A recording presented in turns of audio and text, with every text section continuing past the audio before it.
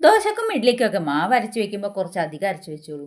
നല്ലൊരു 4 മണി പലഹാരം റെഡിയാക്കി എടുക്കാൻ വളരെ സിമ്പിളാണ്, നല്ല ടേസ്റ്റുമാണ്, കുട്ടികൾക്കൊക്കെ ഒത്തിരി ഇഷ്ടവും. ഇതിലേക്ക് ആവശ്യത്തിനുള്ള ഉപ്പും ചേർത്ത് കൊടുത്ത് ഒരു മീഡിയം സൈസ് സവോള ചെറുതായി അരിഞ്ഞതും മല്ലിയിലയും കറിവേപ്പിലയും ചെറുതായി അരിഞ്ഞതും ചെറിയ കഷ്ണം ഇഞ്ചി ചെറുതായി അരിഞ്ഞതും പച്ചമുളകും പിന്നെ ഒരു ക്യാരറ്റ് തുരുവിയതും കൂടെ ചേർത്ത് കൊടുക്കാം. പിന്നെ കുറച്ച് ഗരം മസാലയും ചേർത്ത് കൊടുത്ത് നല്ലപോലെ ഒന്ന് മിക്സ് ചെയ്ത് എടുക്കാം. നിങ്ങൾക്ക് മറ്റേ എരിവ് വേണമെങ്കിൽ കുറച്ച് മുളക് പൊടി ചേർത്ത് കൊടുക്കാം. ഞാൻ ഇതിലേക്ക് മുളക് പൊടിയൊന്നും ചേർക്കുന്നില്ല, ഒരു ടീസ്പൂൺ ഗരം മസാല മാത്രമാണ് ചേർത്ത് കൊടുത്തിട്ടുള്ളത്. നല്ലപോലെ മിക്സ് ചെയ്തെടുക്കണം. വേറെ പൊടികളൊന്നും ഇതിൽ ചേർക്കേണ്ട ആവശ്യമില്ല. ഇതുപോലെ നമുക്ക് എടുക്കാം. ഒരു പാത്രം അടുപ്പത്ത് വെച്ച് അതിലേക്ക് നമുക്ക് എണ്ണ ഒഴിച്ചു കൊടുക്കാം. നമ്മൾ എങ്ങനെയാണോ എണ്ണ ഒഴിച്ചു കൊടുക്കുന്നത് അതേ കളറിൽ തന്നെ നമുക്ക് ലാസ്റ്റ് വരെ എണ്ണ ഉണ്ടാവും കേട്ടോ.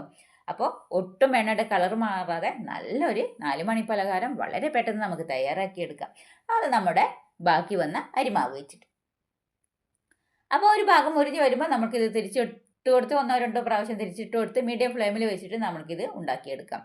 നമ്മുടെ കുട്ടികൾക്ക് ബേക്കറി സാധനങ്ങളോ അല്ലെങ്കിൽ ഹോട്ടലിൽ നിന്നുള്ള പലഹാരങ്ങളോ ഒന്നും വാങ്ങിക്കൊടുക്കേണ്ട ആവശ്യമില്ല. നമുക്കൊരു 5-10 മിനിറ്റിനുള്ളിൽ തന്നെ നമുക്ക് തന്നെ വീട്ടിൽ ഉണ്ടാക്കി കൊടുക്കാവുന്നതേ ഉള്ളൂ. വളരെ സിമ്പിളും ടേസ്റ്റി ആയിട്ടുള്ള, മാത്രമല്ല ആരോഗ്യകരമായിട്ടുള്ള, നമ്മൾ തന്നെ ഉണ്ടാക്കുമ്പോൾ അതിൻ്റേതായ ഗുണങ്ങളും ഉണ്ടാവും.